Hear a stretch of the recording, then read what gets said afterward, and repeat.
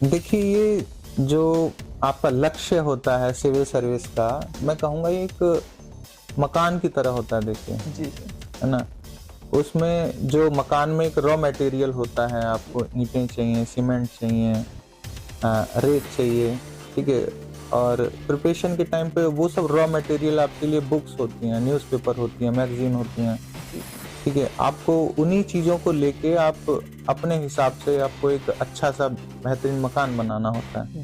Sir, अभी हम sir बात कर रहे थे एग्ज़ाम की, तो आपने बताया कि सर आपने multiple time prelims exam qualify किया हुआ है। जैसे एग्ज़ैक्टली। 5-6 बार क्वालीफाई किया हुआ है। तो सर आपके पास थोड़ा-सा एक अच्छी स्ट्रेटजी होगी जो कि आप प्रीलिम्स के लिए हम सभी को जिसको गाइड कर सकते हैं। बिल्कुल, तो सर हम बिल्कुल। चाहेंगे सर अपनी स्ट्रेटजी जो कि आपने प्रीलिम्स के हाँ, लिए बनाया था, हुँ। सर हम सबके साथ शेयर कर दें। देखिए, ये चीज़ बड़ी स्वाभाविक है कि आप जब किसी लंबी रेस के लिए तैयारी कर रहे होते हैं, जी, तो उसमें आपको हताशा, निराशा, इस तरीके की सारी नेगेटिव जो चीज़ें हैं, वो आपको फेस करनी ही होंगी। जी, इस तरीके के लोग भी मिलते हैं जो आपको पॉज़िटिवली ना आगे बढ़ा के नेगेटिवली आपको डिस्टर्ब करेंगे, अप्रोच उनकी ठीक नहीं होगी। जी, बहुत लोग मिलेंगे, बोलेंगे कि नहीं हो रहा है, कुछ और देख लीजिए, कुछ और देख लीजिए। जी। सर जब आप तैयारी कर रहे थे, सर उस दौरान सर आपके लिए सर ज़्यादा इम्पोर्टेंट क्या था सर? कोई स्पेसिफिक बुक या फिर कोई स्पेसिफिक मेंटर या फिर सर कोचिंग इंस्टीट्यूट, सर क्या आपके लिए सर ज़्यादा इम्पोर्टेंट आपको लगता था? और सर वो एक्चुअली में सर क्या इम्पोर्टेंट होता है?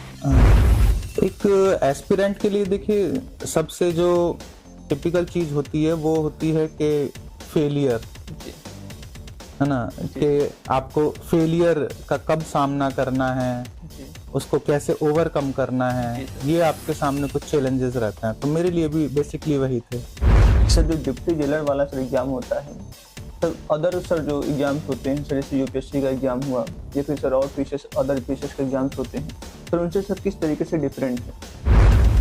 देखिए, इंटरव्यू को कई बार लोग सोचते हैं कि वो नॉलेज से जुड़ी हुई जी, एक प्रोसीजर रहती है। जी, लेकिन मुझे लगता है कि वहाँ पे नॉलेज आपकी बहुत ज़्यादा मैटर नहीं करती है। जी, आपकी पर्सनैलिटी कैसी है, वाक़ई में ये बड़ा एक आपके लिए जी, पॉइंट रहता है कि वहाँ पे आपकी पर्सनैलिटी आप कैसे रिप्रेज़ेंट कर पा रहे जी, हैं। तो पीसीएस प्री के हिसाब से मुझे ये इतना इनफ लगता है कि इन चीज़ों में हो जाता है। जी। वहीं यूपीएससी का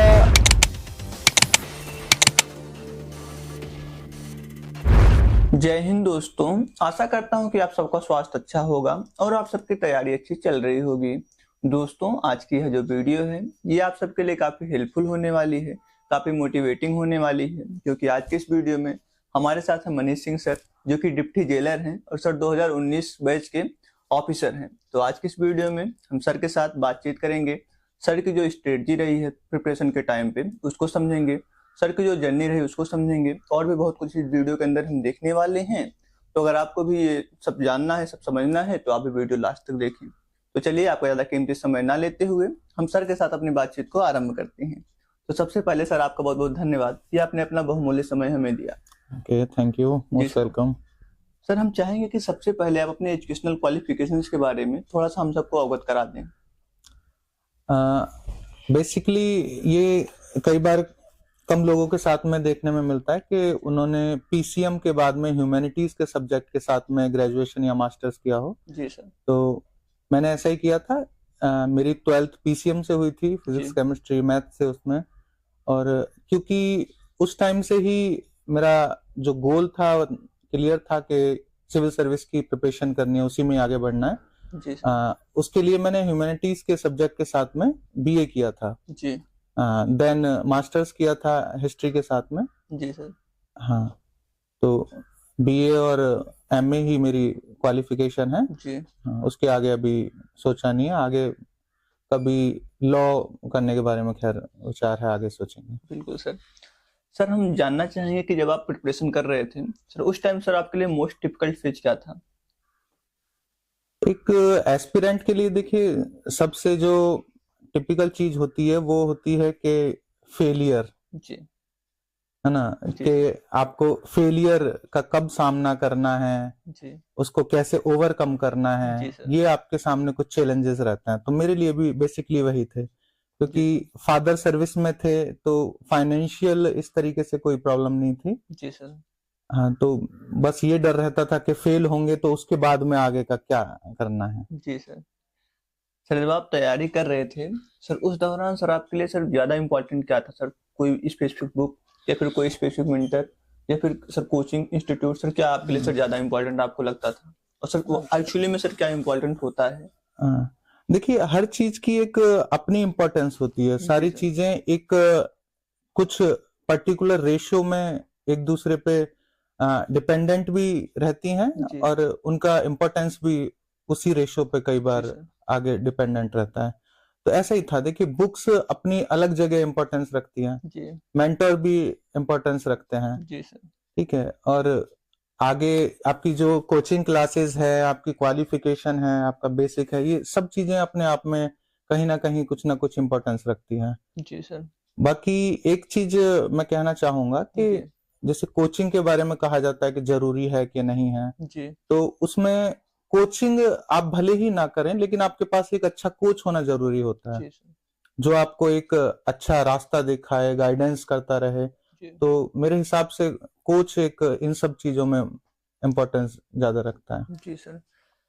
सर जब आप तैयारी कर रहे थे सर, जी उस दौरान सर क्या आपने कोई कोचिंग लिया था? सर अगर आपने कोई कोचिंग लिया सर, उसका आप नेम ना लीजिए जी। सर, आप केवल मैं ये बता दें कि आपने कोचिंग लिया था कि नहीं लिया था। और सर अगर कोई स्टूडेंट सेल्फ से तैयारी करना चाहता है तो सर उसके लिए सर क्या स्ट्रेटजी होनी चाहिए?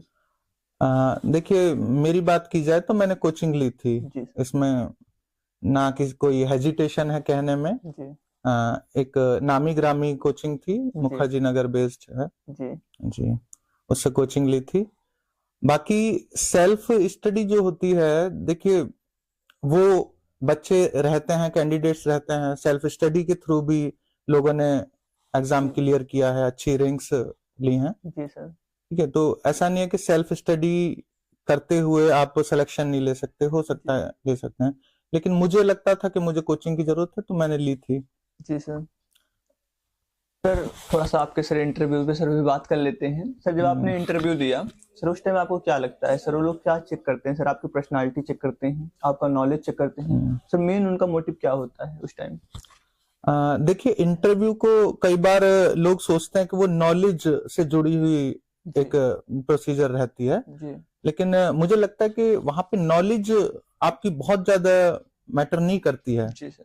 आपकी पर्सनैलिटी कैसी है, वाकई में ये बड़ा एक आपके लिए जी। पॉइंट रहता है कि वहां पे आपकी पर्सनैलिटी आप कैसे रिप्रेजेंट कर पा रहे जी। हैं। तो मैं कहूंगा कि ये इंटरव्यू नॉलेज बेस कम होके पर्सनैलिटी बेस्ड ज्यादा रहता है। जी सर। दोस्तों जैसा कि आप सब जानते हैं कि मैं अपने हर वीडियो के माध्यम से किन्हीं 3 स्टूडेंट को बुक गिव अवे करता हूं। ठीक उसी प्रकार से आज के इस वीडियो के माध्यम से भी मैं किन्हीं 3 स्टूडेंट को बुक गिव अवे करूंगा। सबसे पहले मैं आपको उस बुक से इंट्रोड्यूस करा देता हूं जिसको आज की इस वीडियो के माध्यम से मैं गिव अवे करने वाला हूं। तो दोस्तों वो बुक है ओसवाल बुक्स की तरफ से आने वाली इंडियन पॉलिटी की ये बुक। इसके राइटर हैं फेमस टीचर आशीर्वाद कुमार सर। सर का 10 साल का एक्सपीरियंस रहा है UPSC and state PCS aspirant को पढ़ाने का। और सर ने ये जो बुक लिखी है ये काफी अच्छी तरीके से लिखी है। अच्छी तरीके से मतलब सर ने इसके अंदर यूपीएससी एंड स्टेट पीसीएस से रिलेटेड सारा कॉन्सेप्ट इंक्लूड किया हुआ है। जो कॉन्सेप्ट सर ने समझाया है वो एक हायरार्की में समझाया है, सिंपल वर्ड सिंपल सेंटेंस के साथ समझाया है। सर ने समझाने के लिए बुक के अंदर फिगर साइड किए हुए हैं, मैप साइड किए हुए हैं। यहाँ पे आपको जो है फ्लोचार्ट देखने को मिल जाता है, ग्राफ देखने को मिल जाता है। यहाँ पे समझाने के लिए सर ने एग्जाम्पल्स भी इंक्लूड किए हुए हैं। साथ साथ प्रैक्टिस करने के लिए आपको बुक के अंदर ही क्वेश्चन देखने को मिल जाएगा। क्वेश्चन प्रीलिम्स रिलेटेड होगा, क्वेश्चन मेंस रिलेटेड होगा, ताकि आप यहीं से प्रैक्टिस भी कर लें। तो ये जो बुक है काफी अच्छी तरीके से डिजाइन की गई है और ये मेनली 2025 के लिए जो लोग तैयारी कर रहे हैं उनके लिए होने वाली है। तो इसी बुक को आज के इस वीडियो के माध्यम से मैं गिव अवे करूंगा। तो उसके लिए आपको करना क्या होगा, वीडियो को लाइक करना है, वीडियो के अंदर एक प्यारा सा कमेंट करना है, साथ साथ इस वीडियो को 11 लोग के साथ शेयर करना है और हमें इंस्टाग्राम पे फॉलो करके उसका स्क्रीनशॉट हमें शेयर कर देना है। अगर आप ऐसा करते हैं तो ये बुक आपके होम एड्रेस पर आपको फ्री में डिलीवर करा दी जाएगी और ये केवल किन्हीं 3 स्टूडेंट के लिए। बाकी अपने ग्रुप में भी इसको शेयर कर सकते हैं। सर जैसा कि सर आपने यूपीएससी का भी एग्जाम दिया है, बाकी जी। स्टेट पीसीएस का भी दिया है, सर डिप्टी जेलर का भी दिया है, तो सर हम आपसे थोड़ा सा ये जानना चाहेंगे कि सर जो डिप्टी जेलर वाला सर एग्जाम होता है सर, अदर सर जो एग्जाम्स होते हैं सर, जैसे यूपीएससी का एग्जाम हुआ या फिर सर और पीसीएस अदर पीसीएस के एग्जाम्स होते हैं सर, उनसे सर किस तरीके से डिफरेंट है? देखिए, मेरी यूपीएससी की प्रिपरेशन 2016 से स्टार्ट हुई थी। जी सर। तो पहला एग्जाम यूपीएससी का ही दिया था। जी।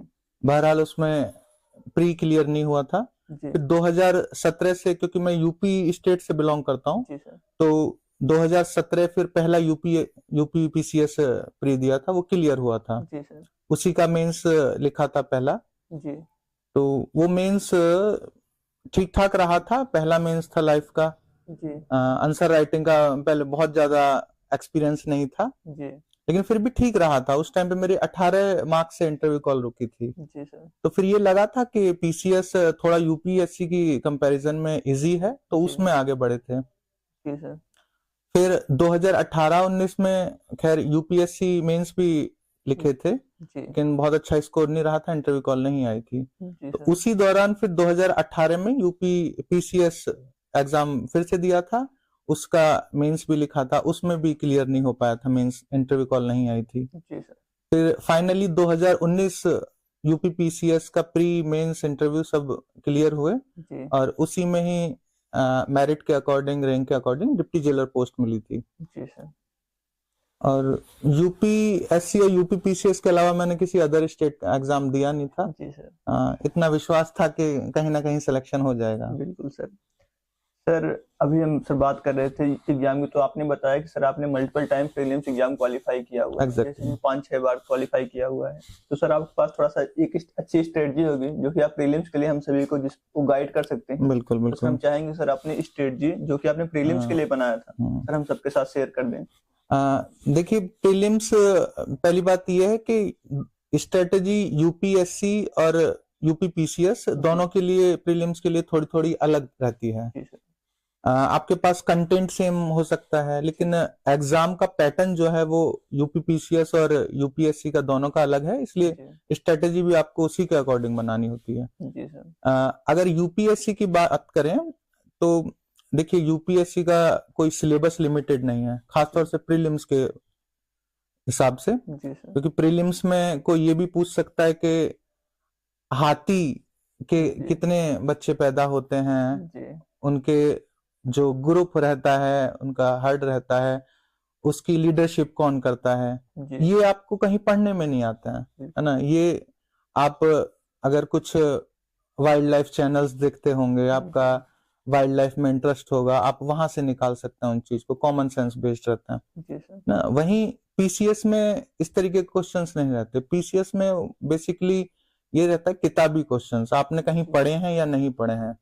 उसके अलावा करंट अफेयर्स बहुत मैटर करते हैं। जी सर। पीसीएस में जो करंट अफेयर्स आते हैं वो बड़े सीधे सीधे तरीके से पूछे जाते हैं जी सर। कि ये वाला पर्टिकुलर इंसिडेंस किस डेट में हुआ, जी। कब हुआ, ठीक है, इस तरीके से रहते हैं। और यूपीएससी इस चीज से थोड़ा सा अलग हटके रहता है। यूपीएससी आपकी जो रटंत विद्या है उस पे ज्यादा फोकस नहीं करता, आप चीजों से किस तरीके से सीखते हैं, जी हाँ, आप ऑब्जर्वेशन आपकी कैसी है, जी यूपीएससी वो डिमांड करता है। जी सर। तो उसी के अकॉर्डिंग अलग अलग स्ट्रेटेजीज थी। जैसे पीसीएस की बात करें तो उसके लिए मैंने जो एनसीईआरटी बुक्स रहती हैं 6 to 12th class, ji sir. ठीक है, वो उनसे स्टार्ट किया था। उसके अलावा घटना चक्र की जो समसामयिकी आती जी। हैं, और घटना चक्र की कुछ जीएस की बुक्स आती हैं, जी उसमें बेसिकली प्रीवियस ईयर के क्वेश्चन रहते हैं, लेकिन उसमें वो बड़े डिस्क्राइब करके रहते हैं, कोलैबोरेट करके वो दिखाते हैं उसमें। जी सर। हाँ, तो वो काफी बेनिफिशियरी रहती हैं यूपी पीसीएस प्री के हिसाब से। जी सर। उसके अलावा करंट अफेयर्स की घटना सार, घटना चक्र, ये एग्जाम से कुछ समय पहले जी। हाँ पब्लिश होती हैं ये बुक्स, वो करंट अफेयर के हिसाब से बहुत अच्छी रहती हैं। जी सर। उसके अलावा न्यूज़पेपर रीडिंग, देखिए, दोनों एग्जाम के लिए मस्ट है। जी। अगर आप हैबिट में नहीं है तो आपको हैबिट डाल लेनी चाहिए। जी सर। अब अगर आप सोचते हैं कि कुछ मैगजीन्स पढ़ के करंट अफेयर की या कुछ बुक्स पढ़ के आप क्लियर कर लेंगे, तो वो मुझे नहीं लगता वो पॉसिबल है। क्योंकि हाँ, क्योंकि दोनों एग्जाम्स में करंट अफेयर आते हैं, जी। उसमें पूछेगा कब हुआ, कहाँ हुआ, कैसे हुआ, ठीक है। और यूपीएससी में उसी पर्टिकुलर टॉपिक से रिलेटेड रहेगा, लेकिन वो कहीं घुमा फिरा के उसे कोरिलेट करके पूछ लेता है। जी सर। हाँ, तो जो कंटेंट है वो सेम रहता है, बस तरीका दोनों एग्जाम्स में अलग रहता है, इसीलिए स्ट्रेटजीज भी दोनों की अलग रहती हैं। जी तो पीसीएस प्री के हिसाब से मुझे ये इतना इनफ लगता है कि इन चीजों में हो जाता है। जी वहीं यूपीएससी का जैसे विजन आईएएस की मैगजीन्स रहती हैं, मैं वो फॉलो करता था। जी सर। दृष्टि आईएएस की भी कई बार फॉलो की है मैगजीन, उसकी भी ठीक रहती है। जी उसके अलावा जो टेस्ट सीरीज होती हैं, जी आप भले ही टेस्ट सीरीज प्रीलिम्स के लिए ना फॉलो करें, जी सर। लेकिन जो प्रीवियस ईयर के एग्जाम पेपर्स रहते हैं वो बहुत मैटर करते हैं। जी सर। यूपीएससी में विशेषता मैं बोलूंगा कि उसमें एक आपको ट्रेंड पता चलता है कि किस तरीके के क्वेश्चन पूछे जा रहे हैं, तो आप खुद को कंफर्टेबल फील कर पाते हैं। अगर आपने पहले के प्रीवियस ईयर के क्वेश्चंस देखे हैं, उसमें आपने अगर खुद को जज किया है कि आप कितना परफॉर्म अच्छा कर पा रहे हैं, तो उससे आपका कॉन्फिडेंस बिल्डअप होता है। जी सर। तो वो सब चीजें हैं। सर यहाँ से हम दो चीजें सर समराइज कर पा रहे हैं सर, जैसा कि पहला आपने बताया कि न्यूज़पेपर पे ज्यादा फोकस करना है, एग्जैक्टली। बस हम मैगजीन को हम अवॉइड कर सकते हैं, न्यूज़पेपर को ज्यादा ध्यान देना है। और दूसरी चीज सर मॉक टेस्ट पे, सर मॉक टेस्ट हम कर सकते हैं, बट पीवाईक्यू जो हमारा होता है वो ज्यादा इंपॉर्टेंट है, और उसका एनालिसिस साथ साथ और इम्पोर्टेंट। बिल्कुल बिल्कुल बिल्कुल बिल्कुल सर, बहुत बहुत धन्यवाद सर आपका। सर आपने ये सब चीजें हमें बताई। सर इसके अलावा सर हम ये जानना चाहेंगे सर, जैसे कि अभी आप डिप्टी जेलर हैं, तो सर डिप्टी जेलर का सर ट्रेनिंग प्रोसेस क्या होता है? डिप्टी जेलर देखिए, पीसीएस एग्जाम क्वालिफाई करने के दौरान आप डिप्टी जेलर बनता है रैंक के अकॉर्डिंग। जी सर। ठीक है, इसकी लगभग 8 से 10 महीने की ट्रेनिंग पीरियड रहता है। जी लखनऊ बेस्ड है ट्रेनिंग, इसका ट्रेनिंग सेंटर। जी सर। उसके बाद में फिजिकल ट्रेनिंग होती है, कुछ जी एकेडमिक्स ट्रेनिंग रहती हैं। हाल फिलहाल में पुलिस एकेडमी में भेजा जाता है ट्रेनिंग के जी लिए, सर। 1 वीक का पुलिस एकेडमी ट्रेनिंग सेशन रहता है। जी उसके बाद में 2.5 महीने की फील्ड ट्रेनिंग रहती है, इसमें 1.5 महीना आपको सेंट्रल जेल पे ट्रेनिंग करनी होती है जी और 1 महीना डिस्ट्रिक्ट जेल पे होती है। ये यूपी बेस्ड जेल ही रहती हैं। जी सर। ट्रेनिंग के दौरान ही भारत दर्शन भी कराया जाता है, उसमें जी जगह जगह के जेल मैनुअल्स का प्रैक्टिसेस दिखाई जाती हैं, जेल्स घुमाई जाती हैं जगह जगह। जी सर। तो ये सब चीजें ट्रेनिंग से जुड़ी हुई हैं। जी सर। सर अभी सर आप डिप्टी जेलर के तौर पर सर आपका डेली रूटीन क्या होता है सर, कैसे कैसे सर सुबह से शाम तक सब आप हमें रूटीन बताइए। देखिए, जितने भी मुझे लगता है वर्दी वाली जी जॉब्स हैं, पोस्ट हैं, सब उनमें बाकी की कंपैरिजन में थोड़ा टाइम ज्यादा देना होता है। तो ऐसा ही डिप्टी जेलर के साथ भी है। हमारी जॉब सुबह जेल खुलने से लेके जेल बंद होने तक रहती है। जी हाँ, तो उसमें शेड्यूल बेसिकली ये रहता है कि आपको सुबह, हमारे यहाँ 50 बोला जाता है जेल खुलने को, जी सर। जेल की भाषा में। तो उसका मतलब ये रहता है कि अब जेल खुलनी स्टार्ट हो गई है। वो आधे घंटे का प्रोसेस रहता है कि उसमें आधे घंटे में आप जेल खुलवा सकते हैं पूरी। जी तो सर। उस आधे घंटे के टाइम पे आपको पहुंचना होता है। वो टाइम जो सर्दियों में है जी वो 5:30 से 6 बजे के बीच में रहता है, जी और वहीं गर्मियों में ये टाइम थोड़ा पीछे चला जाता है, 5 बजे के आसपास हो जाता है। जी सर। तो उसी दौरान आपको जेल पे अपीयर होना होता है। जी फिर जो आपका बाकी स्टाफ है वो बंदियों की गिनती करेगा, आपको वहां पे उपस्थित रहना है। आप खुद देखेंगे कि हाँ, गिनती एग्जैक्ट जो आपने बंद की थी वो है कि नहीं, सब कुछ ठीक से मैच हो रहा है कि नहीं। जी सर। उसके बाद में कुछ आपके जो काम होते हैं वो चार्जेस बेस होते हैं। जी जैसे अंडर ट्रायल का चार्ज है जी आपके पास में, अगर कन्विक्ट का चार्ज है। जी जैसे अंडर ट्रायल्स का चार्ज है, मैं वो फिलहाल देख रहा हूँ। जी तो उसमें यह है कि कुछ रिहाइयां जैसे शाम को लेट आती हैं। जी अगर 50 के बाद में ऑनरेबल कोर्ट से रिहाइयां रिसीव हो रही हैं जी तो वो मॉर्निंग में होती हैं। अगर 50 से पहले हो रही हैं तो वो उसी शाम को हो जाती हैं। जी सर।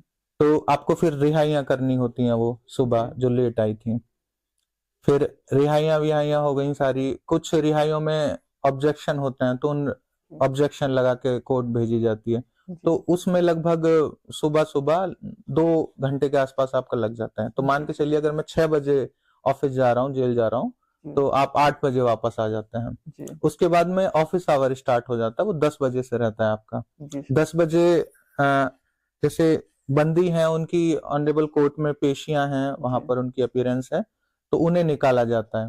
जी तो ऑफिस आवर आपका 10 बजे से 2 बजे तक रहता है, उस टाइम पे आपको जेल में रहना होता है। जी फिर सर। 2 बजे से 5 साढ़े 5 बजे तक जो भी टाइमिंग है 50 की, जी जब तक एक डे ड्यूटी ऑफिसर रहता है, वो एक डिप्टी जेलर ही रहता है जी कोई। सर।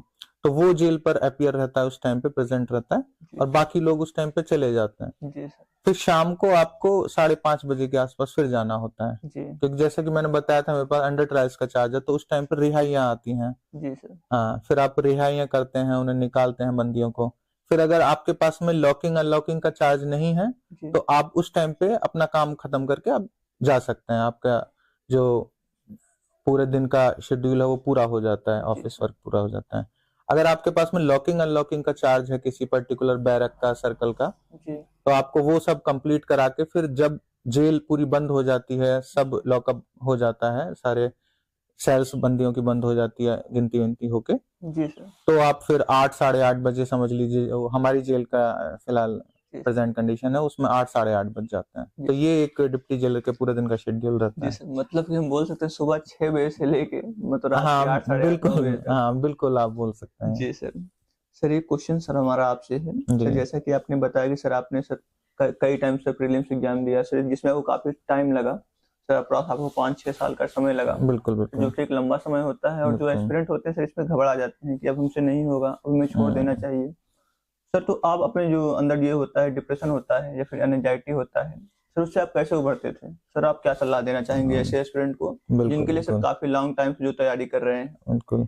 देखिए, ये चीज बड़ी स्वाभाविक है कि आप जब किसी लंबी रेस के लिए तैयारी कर रहे होते हैं, जी तो उसमें आपको हताशा, निराशा, इस तरीके की सारी नेगेटिव जो चीजें हैं वो आपको फेस करनी ही होंगी। जी इस तरीके के लोग भी मिलते हैं जो आपको पॉजिटिवली ना आगे बढ़ा के नेगेटिवली आपको डिस्टर्ब करेंगे, अप्रोच उनकी ठीक नहीं होगी। जी सर। बहुत लोग मिलेंगे, बोलेंगे कि नहीं हो रहा है, कुछ और देख लीजिए, कुछ और देख लीजिए। जी तो इसमें बहुत सारी चीजें हैं जो मैटर करती हैं कि आप इन सब चीजों से कैसे ओवरकम कर पाते हैं। जी सर। कुछ लोगों के साथ में ये होता है कि वो गाना गा के, सिंगिंग के थ्रू, जी मूवीज देखकर या खेल कर अपने को इन सब चीजों से बाहर निकाल पाते हैं। जी सर। कुछ लोग हैं वो मेडिटेशन का सहारा लेते हैं इन सब जी चीजों के लिए, और कुछ रहते हैं कि वो उनका पर्सनैलिटी इतनी स्ट्रांग रहती है कि वो ऑटो सजेशन मोड में अपने को फिट रखते हैं कि ठीक है, हमें परवाह नहीं करनी, हम जैसे चल रहे हैं चलते रहेंगे, जी सर। है ना। तो मेरे साथ भी ऐसा ही था। जी मैं खैर खुद को रिलैक्स करने के लिए मूवीज देखता था, जी और जो अच्छी आपकी एक गैदरिंग होती है, आपका जो ग्रुप होता है, वो इन सब चीजों में बहुत मैटर करता है जी कि सर। वो आपको किस तरीके से सपोर्ट कर रहा है। तो मान लीजिए आपका 4 लोगों का ग्रुप है, जी आज 4 लोगों में एक आदमी थोड़ा परेशान दिख रहा है, हाँ, जी तो बाकी 3 की रिस्पॉन्सिबिलिटी होती है, भाई उसे संभालें, बिल्कुल है सर। ना, उसे समझाएं। तो वो चीज मेरे साथ भी थी। जी इसमें आपके फैमिली मेंबर्स भी हो सकते हैं, आपके फ्रेंड्स हो सकते हैं, साथ में पढ़ने वाले बाकी लोग हो सकते हैं। बिल्कुल सर। उसके अलावा मुझे लगता है कि खेलना एक बहुत अच्छी चीज होती है। जी सर। अगर आप अपने डेली रूटीन में, मान लीजिए आप 8 घंटे पढ़ना प्रेफर करते हैं, जी तो 8 घंटे के साथ में अगर आप 1 घंटा अपने लिए खेलने के लिए निकाल लेते हैं, तो वो बहुत बेनिफिशियरी रहेगा, मुझे लगता है। जी मेरे सर। साथ ऐसा था। मैं खेलना प्रेफर करता था। जी आप खेलने के बजाय जिम भी जा सकते हैं, वो भी एक खेल का तरीका है, देखिए। उसके बाद क्रिकेट है, बैडमिंटन है, इस तरीके के गेम्स अगर आप अपने रूटीन में रखते हैं, तो वो आपकी मेंटल और फिजिकल हेल्थ के लिए बहुत बेनिफिशियरी रहेगा, और जी सर। साथ ही जो आपकी हताशा है, डिप्रेशन है, उन सब चीजें को बहुत दूर रखेगा। जी सर। सर हमने सर लगभग लगभग काफी चीजें डिस्कस की हैं। जी। सर हम चाहेंगे कि लास्ट में अगर आप कुछ एस्पिरेंट को सजेशन देना चाहें तो सर प्लीज।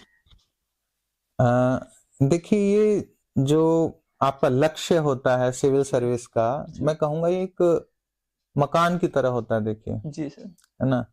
उसमें जो मकान में एक रॉ मटेरियल होता है, जी आपको ईंटें चाहिए, सीमेंट चाहिए, रेत चाहिए, ठीक है। जी और प्रिपरेशन के टाइम पे वो सब रॉ मटेरियल आपके लिए बुक्स होती हैं, न्यूज़पेपर होती हैं, मैगजीन होती हैं, जी सर। ठीक है। आपको उन्हीं चीजों को लेके आप अपने हिसाब से आपको एक अच्छा सा बेहतरीन मकान बनाना होता है। जी तो ऐसा ही है, आप एक मकान बनाने के समय आर्किटेक्ट का सहारा लेते हैं, है ना। जी तो प्रिपरेशन के समय आप एक अच्छा गुरु ले सकते हैं, जो मैं शुरू में भी बता रहा था, एक कोच आपके पास जी होना जरूरी होता है, जी सर। ठीक है। और आप कोचिंग का सहारा ले सकते हैं, ऐसे ही काम आर्किटेक्ट करता है, आपको बता देता है कि इस तरीके से आपकी बिल्डिंग होनी है। जी ऐसे ही देखिए, सब चीजें आप एक हिसाब से, एक तरीके से लगाते जाइए, जी आपका मकान बेहतरीन बनता रहेगा। जी सर। और जो आपकी प्रेजेंटेशन होती है वो मकान में देखिए रंगाई पुताई के समान होती है ना। जी सर। वो आपकी जो आकृति रहेगी, आपका स्ट्रक्चर है, जी उस पर चार चांद लगाने वाली होती है, जी सर। ठीक है। तो अपने एग्जाम में खूब राइटिंग प्रैक्टिस करिए, वो मस्ट होती है। जी प्रेजेंटेशन बहुत अच्छी रखिए, क्योंकि जी रंगाई पुताई बहुत मैटर करती है बिल्कुल सर। मकान में, है ना। जी सर। हाँ, तो यही है कि अच्छा सा आप मकान बनाइए, उस मकान के प्रति आशावान रहिए। जी सर। आप लक्ष्य के प्रति आशावान रहेंगे, पॉजिटिव रहेंगे, तो आपको अपने मकान से कोई दूर नहीं रख सकता। आप अपने लक्ष्य की प्राप्ति अवश्य करेंगे। जी सर।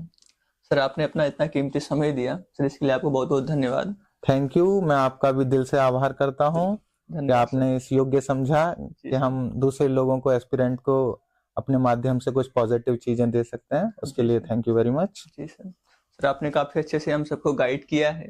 तो दोस्तों आपने देखा कि सर ने अपनी जर्नी से रिलेटेड काफ़ी चीज़ें बताई, अपनी स्ट्रेटजी हमारे साथ शेयर की, हम सभी को गाइड किया। तो अगर आपके मन में फिर भी कुछ डाउट है तो आप कमेंट बॉक्स के अंदर पूछ सकते हैं, हम कोशिश करेंगे कि टाइम से उसका रिस्पॉन्स दे पाएँ। आपको ये वीडियो कैसा लगा आप हमें कमेंट बॉक्स में बताएं। मिलते हैं नेक्स्ट वीडियो में, तब तक के लिए धन्यवाद। Thank you.